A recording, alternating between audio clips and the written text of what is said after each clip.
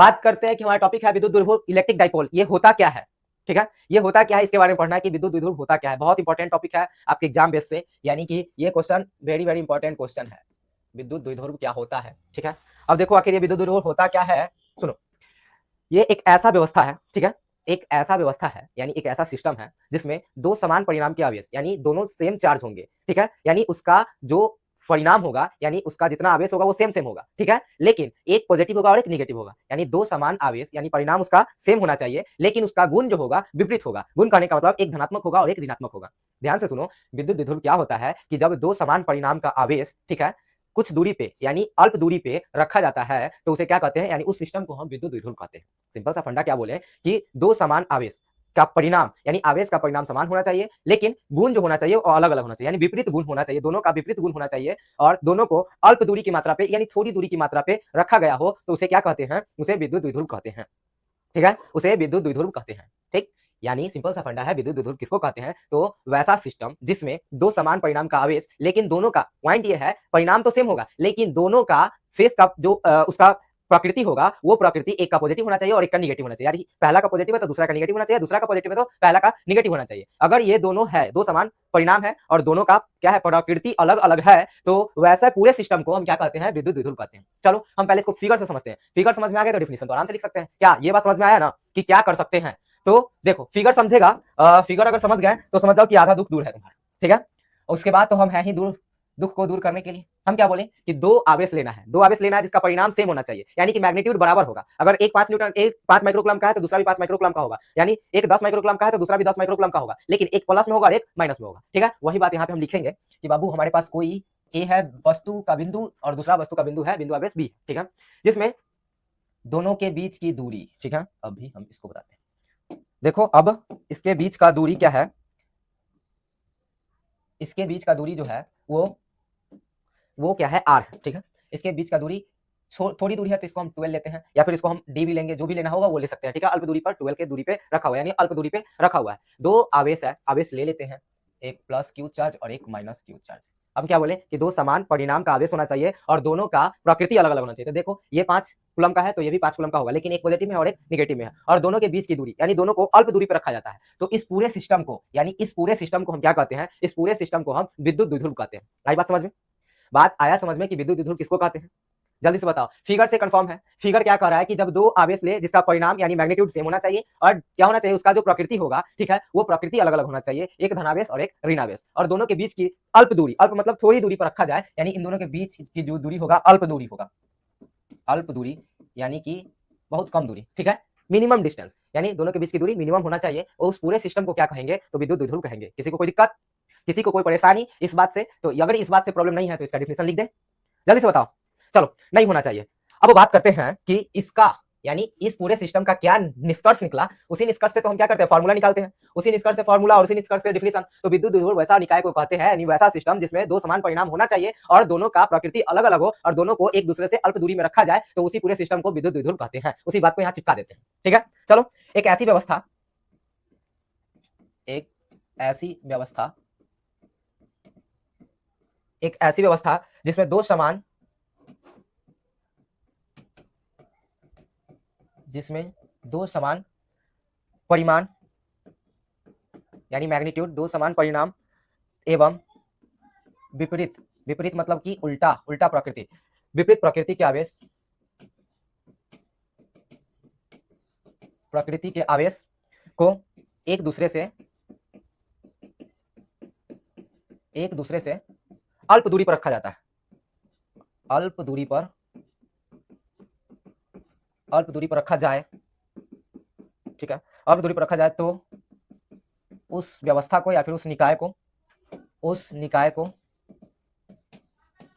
उस निकाय को विद्युत द्विध्रुव कहते हैं, विद्युत,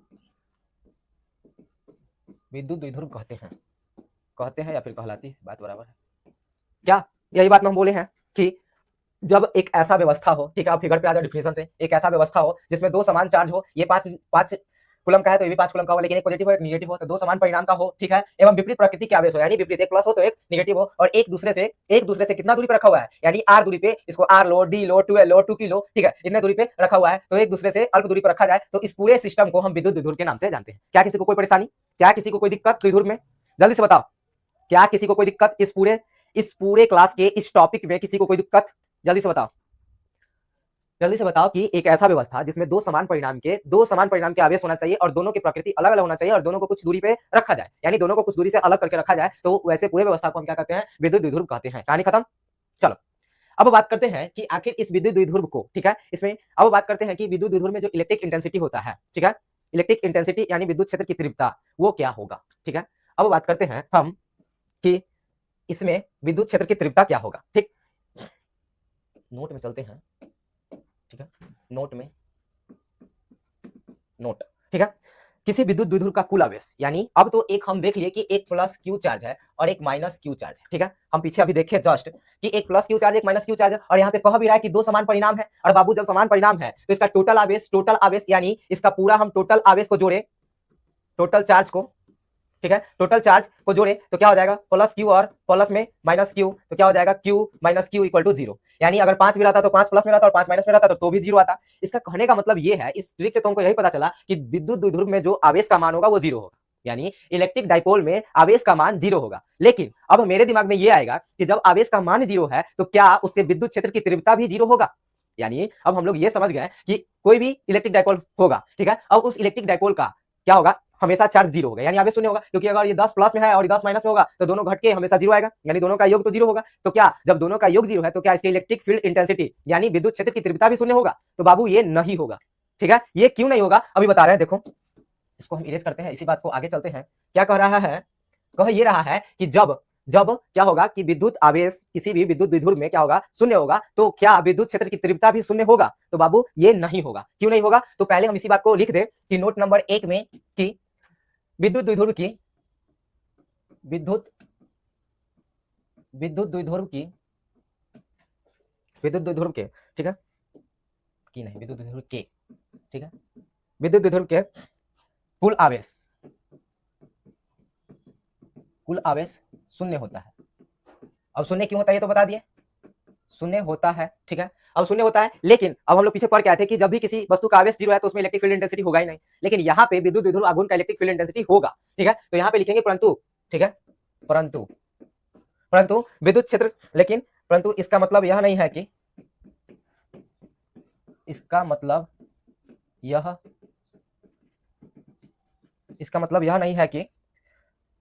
यह नहीं है कि विद्युत क्षेत्र की तीव्रता भी शून्य होगा, विद्युत क्षेत्र की तीव्रता विद्युत द्विध्रुव के कारण विद्युत क्षेत्र की तीव्रता भी शून्य होगा। अब देखो आ जाओ कि यह क्यों नहीं होगा, पहले तो बता दिए कि टोटल आवेश 0 होगा, किसी भी इलेक्ट्रिक डाइपोल मोमेंट को ले लो, एक को ले लो 10 कूलम और दूसरा को 2L की दूरी पर रख दो 10 कूलम। अब इन दोनों के क्या पूछा जाएगा कि इसका टोटल आवेश कितना है, यानी टोटल चार्ज कितना है बाबू, तो क्या करोगे 10 10 जोड़ोगे तो टोटल चार्ज 0 आ जाएगा, यानी किसी भी विद्युत द्विध्रुव के क्या होगा, टोटल चार्ज हमेशा 0 होगा। लेकिन अब 0 होने के कारण भी क्या होगा कि इसका इलेक्ट्रिक फील्ड इंटेंसिटी यानी विद्युत क्षेत्र की तीव्रता शून्य नहीं होगा। अब ये कहने का सुनो, क्योंकि क्या होगा कि दोनों के बीच में दूरी क्या है, कुछ अल्प मात्रा में है। अब अल्प मात्रा में है तो एक पॉजिटिव है और एक निगेटिव है, तो एक दूसरे को क्या करेगा, आकर्षित करेगा, ठीक है, आकर्षित करेगा तो कुछ ना कुछ क्या होगा, क्षेत्र बनाएगा। अब जब क्षेत्र बनाएगा तो इलेक्ट्रिक फील्ड डेंसिटी जनरेट होगा ही, क्योंकि पीछे पर क्या है कि विद्युत क्षेत्र बढ़ा, यानी क्षेत्र बढ़ा तो तीव्रता भी बढ़ेगा, और क्षेत्र घटा तो तीव्रता भी क्या होगा, घटेगा। तो इसका मतलब ये हुआ कि विद्युत द्विध्रुव आघूर्ण का आवेश 0 होने के बावजूद भी क्या होता है, विद्युत क्षेत्र की तीव्रता होता है, चाहे वो कम हो या फिर ज्यादा हो, लेकिन विद्युत क्षेत्र की तीव्रता होगा। क्या ये बात में किसी को कोई दिक्कत है, जो नोट में हम लिखे हैं ये बात कि विद्युत क्षेत्र की जो तीव्रता है वो होगा, क्या ये बात सभी को दिमाग में गया कि जब दो आवेश क्या होगा, यानी इलेक्ट्रिक फील्ड इंटेंसिटी इसका होगा, जबकि वह इलेक्ट्रिक डाइपोल मोमेंट में हो, फिर भी क्या होगा कि उसका आवेश होगा, और आवेश होने के साथ साथ क्या होगा कि इसका विद्युत क्षेत्र की तीव्रता भी होगा, ठीक है, शून्य के साथ भी क्या होगा, तीव्रता होगा। क्या इस बात में किसी को कोई दिक्कत है, जल्दी से बताओ, क्या इस बात में किसी को कोई दिक्कत है तो बताओ, नहीं होना चाहिए, ठीक है। चलो अब हम लोग बात करने वाले हैं कि आखिर विद्युत क्षेत्र है तो एक इसमें टॉपिक आता है विद्युत द्विध्रुव आघूर्ण, ठीक है, यानी हमारा नेक्स्ट टॉपिक होने वाला है विद्युत द्विध्रुव आघूर्ण। उससे पहले एक और टॉपिक पढ़ लेते हैं, द्विध्रुव क्षेत्र, वैद्युत द्विध्रुव क्षेत्र, ठीक है, उसके पहले एक टॉपिक है वैद्युत द्विध्रुव क्षेत्र। वैद्युत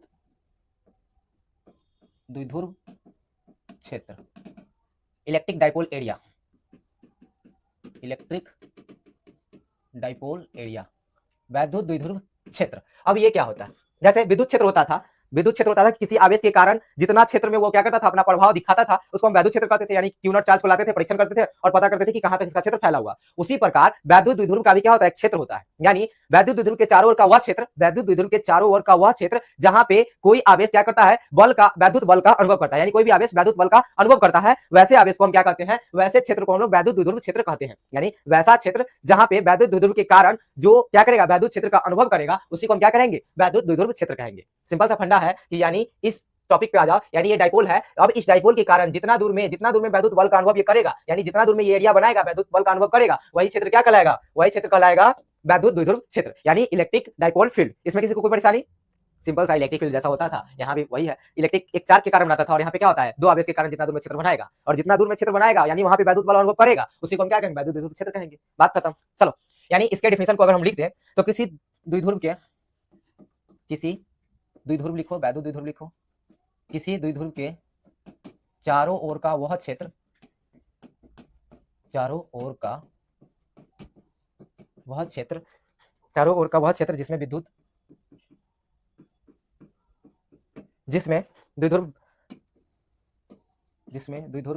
विद्युत बल का या फिर विद्युतीय बल का अनुभव करता है। बात खत्म। यानी वैसा क्षेत्र, वैसा डाइपोल के आसपास का वैसा क्षेत्र जो क्या करेगा, वहां पे इलेक्ट्रिक फोर्स को क्या करेगा, एब्जॉर्ब करेगा या फिर रिपेल करेगा, वैसे क्षेत्र को हम क्या कहते हैं, वैद्युत द्विध्रुव क्षेत्र कहते हैं। ये बात किसी को अटका? जल्दी से बताओ, ये बात सभी को समझ में आया क्या? जल्दी से बताओ, ये बात सभी को समझ में आया? तो चलते हम अपने अगले टॉपिक पे। ठीक है, हमारा अगला टॉपिक है विद्युत द्विध्रुव आघूर्ण। यानी इस टॉपिक का सबसे बड़ा टॉपिक है विद्युत द्विध्रुव आघूर्ण। यानी इस टॉपिक का सबसे बड़ा टॉपिक है विद्युत द्विध्रुव आघूर्ण। विद्युत द्विध्रुव आघूर्ण, विद्युत द्विध्रुव आघूर्ण, electric dipole moment, electric dipole moment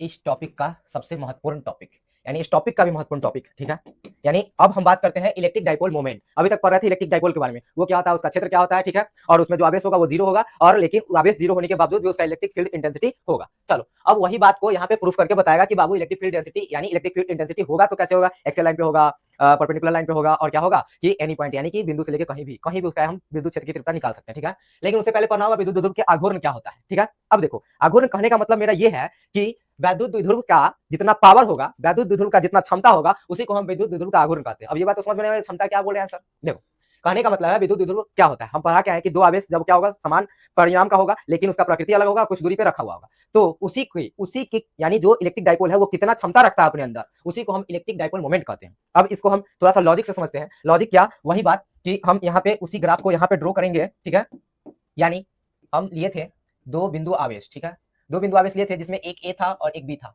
इस पे अब यहाँ इसको नहीं लिखते हैं, थोड़ा सा इधर लिखते हैं ताकि हमें और भी कुछ लिखना है।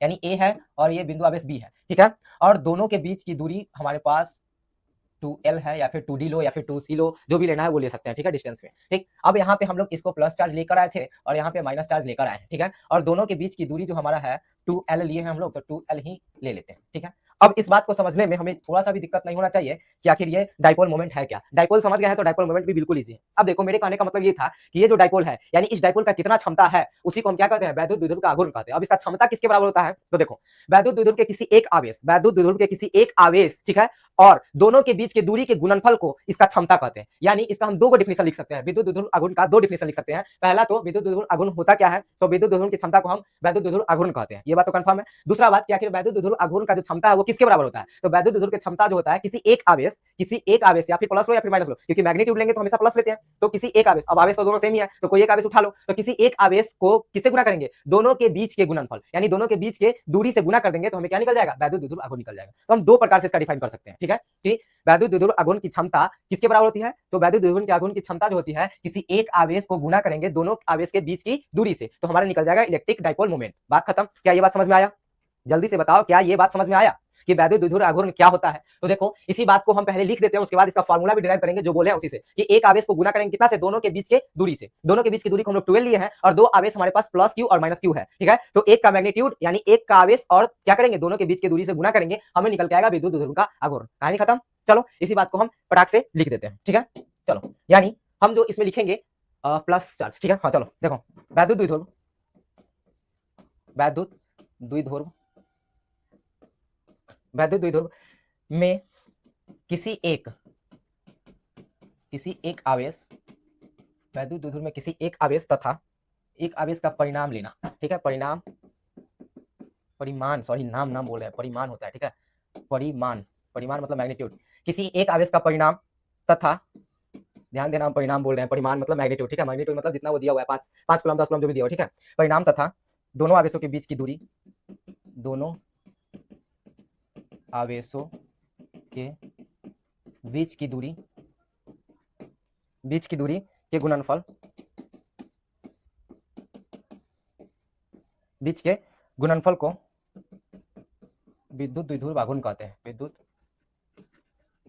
विद्युत द्विध्रुव आघूर्ण कहते हैं, विद्युत द्विध्रुव आघूर्ण कहते हैं, ठीक है। या फिर इसी को हम लोग डिफाइन कर सकते हैं, इसी को डिफाइन कर सकते हैं वैद्युत किसी विद्युत द्विध्रुव, किसी विद्युत द्विध्रुव की क्षमता को, किसी विद्युत द्विध्रुव की क्षमता को विद्युत आघूर्ण कहते हैं, विद्युत द्विध्रुव आघूर्ण कहते हैं, ध्रुव आघूर्ण कहते हैं। बस दोनों बात बराबर है, ठीक है। देखो जो बात मैंने बताई है वही बात को यहाँ पे लिखा गया है कि वैद्युत द्विध्रुव में किसी एक आवेश, ठीक है, कोई भी एक आवेश को, यानी एक आवेश के परिणाम यानी मैग्नीट्यूड को दोनों आवेश के दूरी से क्या कर देंगे, गुना कर देंगे, यानी दोनों के गुणनफल को हम विद्युत द्विध्रुव आघूर्ण कहते हैं। या फिर किसी विद्युत द्विध्रुव का वह क्षमता, यानी जो क्षमता होता है उसी को हम विद्युत द्विध्रुव आघूर्ण कहते हैं। लेकिन क्षमता किसके बराबर होता है, तो क्षमता होता है बराबर किसी एक आवेश के परिणाम तथा दोनों आवेश के बीच की दूरी के गुणनफल के बराबर होता है। यहाँ पे पूछेगा कि विद्युत द्विध्रुव की क्षमता आखिर होता क्या है, तो विद्युत द्विध्रुव की क्षमता बराबर क्या, एक आवेश के परिणाम तथा दोनों आवेश के बीच की दूरी होता है। बात खत्म। क्या सर जैसे 12 से गुना कर, ठीक है, ए और बी की दूरी 12 है, चलो ठीक है, हाँ बहुत अच्छा, कि ए और बी के बीच की दूरी क्या है, 2l है, ठीक है। हाँ यही बात यहाँ पे लिखा गया कि ए और बी के बीच की दूरी, हम यहाँ पे डिस्टेंस में कुछ भी ले सकते हैं, डिस्टेंस बराबर हम लोग r ले सकते थे, 2l है तो 2p ले सकते थे, ठीक है। सॉरी p से तो इसको सूचित करते हैं, अभी हम आगे बताने वाले हैं, तो 2p नहीं लेंगे, ठीक है, 2d ले सकते हैं, ठीक है, जो भी लेना है वो ले सकते हैं हम लोग, ठीक है। लेकिन हम लोग 2l प्रोफेशनल यानी सब जगह आपको मिलेगा, इसलिए हम लोग 12 ही लेके चलते हैं, ठीक है। वहाँ पे d भी रख सकते थे, r भी रख सकते थे, कोई दिक्कत नहीं, ठीक है। ये दो बीच की दूरी ली है, दूरी तो हम कुछ भी मान सकते हैं। चलो तो यही बात है कि विद्युत द्विध्रुव आघूर्ण होता क्या है, तो ये बात तो समझ में आ गया कि किसी एक आवेश यानी वैद्युत द्विध्रुव के किसी एक आवेश के परिणाम तथा दोनों आवेश के बीच की दूरी को गुना करेंगे तो हमें वैद्युत द्विध्रुव आघूर्ण मिलेगा। यार रटना ही नहीं पड़ेगा, जब क्लास में तुम फोकस करोगे तो किसी भी टॉपिक को हमें नहीं लगता कि फिर से वापस तुमको याद करना पड़ेगा, सर ये बताए थे वो बताए थे, ऐसा कुछ भी नहीं होगा, ठीक है। बस यहीं पे खत्म हो जाएगा, जो टॉपिक क्या है यहीं पे खत्म हो जाएगा, यहीं याद हो जाएगा। चलो अब इसको डिराइव करते हैं कि आखिर इससे फॉर्मूला क्या निकलने वाला है। अरे यार अब देखो हम क्या बताएं कि दोनों बीच की दूरी और एक मात्रा का परिणाम यानी एक आवेश का परिणाम हमको चाहिए, ठीक है। तो पहले हम लिख लेंगे कि माना कि जो फिगर था उस फिगर को यहाँ पे ड्रॉ कर लेते हैं समझने के लिए, कि अभी हम इसमें मान के इसका डिराइव करने वाले हैं, ठीक है, प्लस क्यू और माइनस क्यू, ठीक है, दोनों के बीच की दूरी 12 शॉर्टकट। चलो अब बात करते हैं कि हम लोग इसमें जो लेने वाले हैं डिराइव करने के लिए पहले मान लेते हैं, माना कि प्लस क्यू, क्या क्यू लिखे हैं, वाह, प्लस क्यू तथा माइनस क्यू आवेश, माना कि प्लस क्यू तथा माइनस क्यू आवेश विद्युत द्विध्रुव में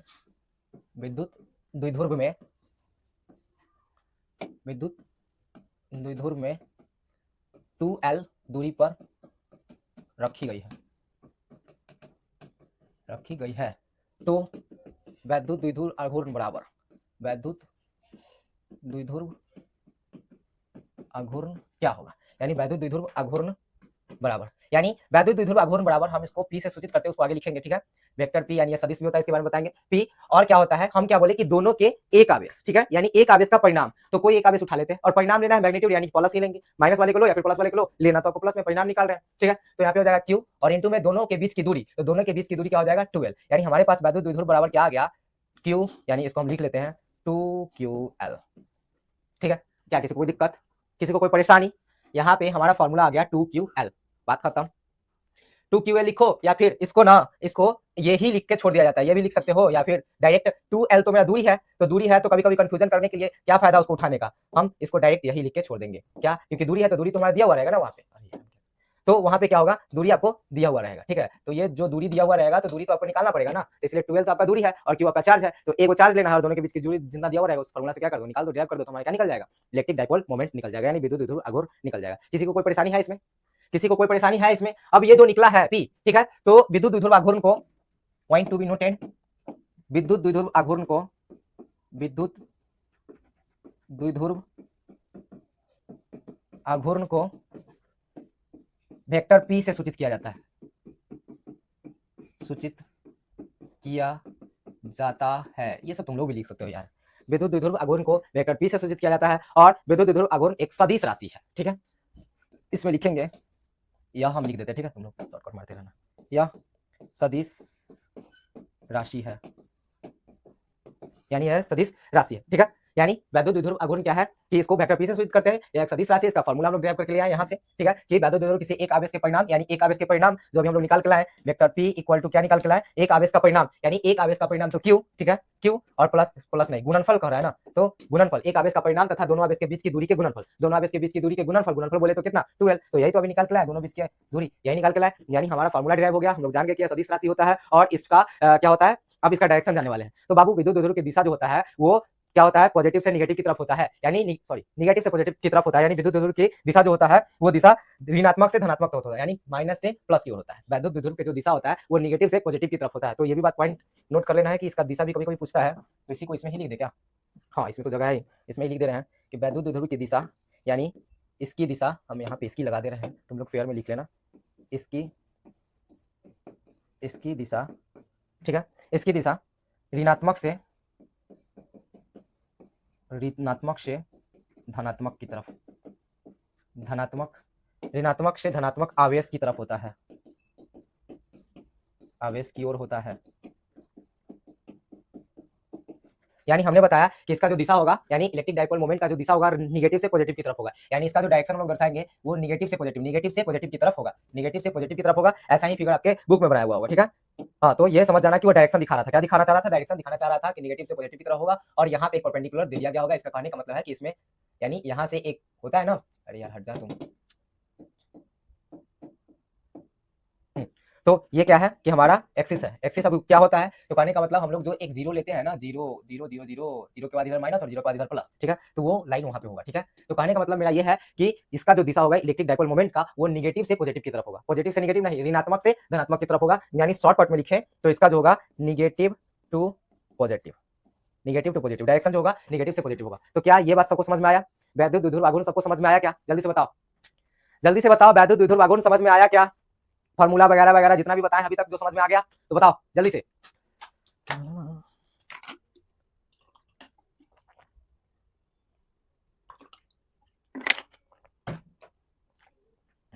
वैद्युत द्विध्रुव और वैद्युत द्विध्रुव आघूर्ण दोनों समझ में आ गया तो आगे बढ़े, पटाख से बताओ ना, ये समझ में आ गया तो आगे बढ़े या फिर इसी को रिकैप एक बार छोटा सा स्मॉलर पॉइंट में कर दे क्या?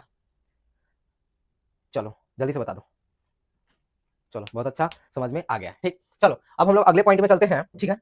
मेरा अगला पॉइंट होने वाला है कि इसका एसआई मात्रक और डायमेंशन और इसका यूनिट, यानी यूनिट निकालेंगे, एसआई मात्रक निकालेंगे और इसका डायमेंशन निकालेंगे, ठीक है। चलो यूनिट, एसआई मात्रक और डायमेंशन, ठीक है, यही तीनों चीज निकालने वाले हैं, ठीक है। चलो देखो यूनिट, सबसे पहले वैद्युत द्विध्रुव का मात्रक निकालते हैं, विद्युत द्विध्रुव का मात्रक, ठीक है, यानी कि यूनिट ऑफ इलेक्ट्रिक डाइपोल।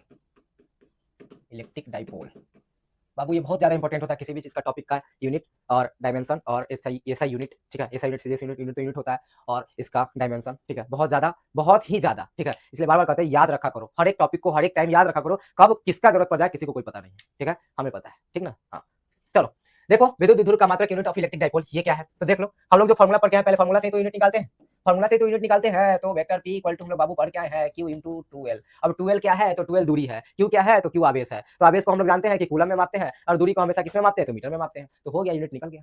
अरे बाबू यूनिट निकालना क्या ही दिक्कत है, यूनिट तो यूनिट है। देखो हम लोग पढ़ के आए हैं, अभी हम एसआई के लिए निकालने जा रहे हैं, एसआई यूनिट, तो एसआई यूनिट क्या हो जाएगा, q के लिए क्या हो जाएगा, कूलम, COULOUMB कूलम, ठीक है। और क्यू तो मतलब क्या, कूलम, यानी आवेश को हम लोग कूलम में मापते हैं और दूरी को हमेशा हम लोग किस में मापते हैं, तो मीटर में मापते हैं। तो चलो बाबू एसआई में लिख रहे हैं तो क्या हो जाएगा, मीटर, यानी कूलम METRE, ठीक है मीटर। कूलम मीटर, इसको शॉर्टकट में सीएम डैश एम लिखना, ठीक है, कूलम मीटर। अब सीएम छोटा में लिख दोगे, कहने का मतलब ऐसे, इसको तो सेंटीमीटर पड़ेगा, इसलिए इसके बीच पे हाइफन लगा दिया जाता है, यानी कूलम मीटर पढ़ो बाबू इसको, ठीक है, कूलम मीटर। ठीक, अब बात करते हैं सीजीएस यूनिट का। तो सीजीएस यूनिट जो इसका होता है वो होता है डिबाई, डिबाई, DEBYE, ठीक है, और हिंदी में इसको लिखते हैं डिबाई, डेबाई, ठीक है, और इसको संकेत में हम लोग डी से सूचित करते हैं, यानी एक। अब इसमें बता देते हैं कि एक डिबाई बराबर कितना होता है, यानी हम इसको शॉर्टकट में लिख ही देते हैं कि एक कूलम बराबर COULOUMB, एक कूलम बराबर 3 × 10 के पावर 29 डिबाई होता है, ठीक है। तो कहने का मतलब एक डिबाई को अगर हम निकालें DEBYE 1 डिबाई, तो एक के बटा में सब चल जाएगा, 3 × 10 के पावर माइनस में 29, ठीक है, यही तो होगा, सॉरी 10 के पावर में 29 माइनस में कैसे जाएगा, 29 ही रहेगा ना, 29 तभी तो ऊपर जाएगा तो माइनस हो जाएगा, ठीक है, इतना कूलम होता है। कहने का मतलब ये भी पॉइंट याद रखना कि एक डिवाई में कितना होता है, एक कूलम में कितना होता है, एक कूलम बराबर 3 × 10 पावर माइनस 10 के पावर 29 डिवाई, ठीक है। तो ऐसा यूनिट निकल गया, सीजीएस यूनिट निकल गया। किसी को कोई प्रॉब्लम, ऐसा यूनिट अब इसको हम लोग क्यों में मापते हैं, दूरी को हम लोग मीटर में मापते हैं, तो कूलम मीटर हो गया, और सेंटीमीटर मत लिख देना, सीएम मत लिखना, दोनों के बीच में हाइफन और स्पेस जरूर देना, ठीक है, ये बात तो याद रखना, तो यूनिट तो याद रहेगा। और एक कूलम में कितना डिवाई होता है, तो 3 × 10 के पावर 29 डिवाई, और याद रखना इसको इसलिए भी क्योंकि अगर मान लो दे दिया जाए यूनिट में कि इलेक्ट्रिक डाइपोल मोमेंट 10 डिवाई है, तो 10 डिवाई है तो उसको पहले हमको बनाना होगा न्यूमेरिकल, तो वहां पे चेंज करने के लिए तो याद होना चाहिए ना कि एक कूलम बराबर 3 × 10 डिवाई होता है, तो डिवाई में दिया हुआ है तो उसको कूलम में चेंज करने के लिए क्या कर देंगे, कूलम में चेंज करने के लिए 3 × 10 से गुना कर देंगे, तो कूलम में चेंज हो जाएगा, तो याद रखना होगा, ठीक है, इसीलिए इसको बताया गया है। मतलब ऐसा नहीं है कि बस फटाक से बस कुछ भी बात आके बोल देते हैं, कुछ नहीं, जितना टॉपिक पढ़ाया जाता है वो आपके एग्जाम के पॉइंट ऑफ व्यू से बहुत ज्यादा इंपॉर्टेंट है, चाहे कोई भी एग्जाम हो, नीट करो, जेई करो, बोर्ड दो, कोई भी ओलंपियाड दो, कहीं भी जाओ यही पढ़ने को मिलेगा, ठीक है, तो काहे नहीं अभी पढ़ ले, बढ़िया से बाद में प्रिपरेशन करने का क्या ही झंझट है, ठीक है। चलो, तो अब बात करते हैं, ये तो गया कहानी खत्म है, ऐसा यूनिट और सीजीएस निकल गया। अब हम लोग चलते हैं डायमेंशन की तरफ। बाबू डायमेंशन क्या होगा इसका, यानी बीमा, विद्युत द्विध्रुव का बीमा, विद्युत द्विध्रुव का बीमा, बीमा गलत लिखे ना, बीमा यानी dimension of electric dipole moment, अघूर्ण बाबू, अघूर्ण छोड़ दिए ना, अघूर्ण, dimension of electric dipole moment, हमने पीछे भी गलत लिखा है क्या, इलेक्ट्रिक डाइपोल मोमेंट, अघूर्ण, अघूर्ण का ना पढ़ रहे हैं बाबू, कोई बताया भी नहीं, ठीक है। चलो, dimension of electric dipole moment के बारे में तो जानना है, डायमेंशन तो हम लोग तो पहले फार्मूला ही लिखेंगे, फार्मूला से ही डिराइव करते हैं इसको, वेक्टर P = Q × में 12, यही फार्मूला है। अब इससे हमको निकालना है क्या, इससे हमको निकालना है डायमेंशन, तो यूनिट हम लोग को पता है, यूनिट अभी हम लोग जस्ट पढ़ क्या है, एसआई यूनिट में हम लोग पढ़ क्या है, न्यूटन मीटर। अब न्यूटन मीटर लिख रहे हैं, कूलम मीटर पढ़ क्या है, हमको निकालना है डायमेंशन। अब डायमेंशन निकालने के लिए हम क्या कर सकते हैं, बात सिंपल सा है, जितना डायमेंशन कूलम के लिए होगा उतना ही डायमेंशन मीटर के लिए होगा, फटाक से पुट कर देंगे, हो गया। तो कूलम के लिए यानी आवेश का तो देखो, आवेश को हम लोग किसमें, आवेश का कोई डायमेंशन बताएगा, आवेश का डायमेंशन कोई बताएगा, चलो देखो, आवेश का डायमेंशन होगा, सबको पता होगा, यानी हम लोग डायमेंशन निकाल लेते जा रहे हैं, तो डायमेंशन निकाल लेंगे हम लोग कितना, AT लिखो या फिर IT लिखो, बात बराबर है। और मीटर के लिए कितना हो जाएगा, L, ठीक है, मीटर के लिए कितना हो जाएगा, L। अब इसी बात को हम लोग क्या MLT लिखते हैं, उसके बाद ही कुछ लिखते हैं, तो LTA ये भी लिखा हुआ रहेगा, ATL तो लिखा हुआ नहीं रहेगा, ठीक है, लेकिन LTA लिखा हुआ रहेगा, और कहीं कहीं क्या लिखा हुआ कंफ्यूज करने के लिए M0LTA। तो बाबू तीनों डायमेंशन रख के बस सबको आगे पीछे। अब M मतलब यहाँ तो मास का काम है नहीं, तो M लगा दिया, ऊपर से 0 मतलब 1 होता है, किसी भी चीज का पावर 0 मतलब 1, तो 0 मतलब 1 गुना में LT है, तो बात बराबर LT ही रहेगा, ठीक है। तो याद रखो इसका डायमेंशन क्या होता है, डायमेंशन निकालने के लिए यूनिट चाहिए, यूनिट उठा के लाया है सेंटीमीटर, कूलम मीटर, तो कूलम का क्या होगा, कूलम के लिए आवेश को हम लोग AT, यानी आवेश का डायमेंशन AT होता है या फिर IT होता है, तो कहीं कहीं क्या लिखा हुआ रहेगा ITL, ठीक है, तो क्या हो जाएगा LTI, या फिर इसी को लिखा हुआ रहेगा M0LTI, बात खत्म। तो याद रखना कूलम के लिए AT भी लिखा हो सकता है या फिर IT भी लिखा हो सकता है, बात खत्म। और हमेशा पता है कि मीटर के लिए लेंथ यूज करते हैं, यानी L, कहानी खत्म, यानी डायमेंशन भी पता चल गया कि डायमेंशन क्या होने वाला है। क्या किसी को कोई इसमें दिक्कत, यूनिट और डायमेंशन में किसी को कोई प्रॉब्लम, यानी इलेक्ट्रिक डाइपोल मोमेंट सबको समझ में आ गया ना, डायमेंशन से लेके यूनिट से लेके उसका ऐसा यूनिट हो, सीजीएस यूनिट हो, एक कूलम में कितना डिवाइड होता है, सारा बात कंफर्म है, क्लियर है।